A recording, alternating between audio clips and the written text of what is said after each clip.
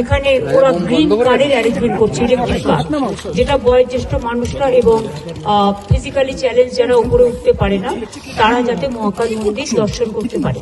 আর তাছাড়া আমার একটা উদ্দেশ্য আছে, আমরা একটা জগন্নাথ ধাম করেছি দীঘায়, আমরা দুর্গা অঙ্গন করছি রাজারহাটে, সেটাও গ্রাসরুট, সেটাও ট্রাস্ট তৈরি হয়ে গেছে এবং ওটা জমিও পাওয়া গেছে, চিহ্নিত করা হয়েছে, ওটা এখন টেন্ডারে দেওয়া হয়েছে। আর আর্কিটেকচারটাও আমি দেখে নিয়েছি।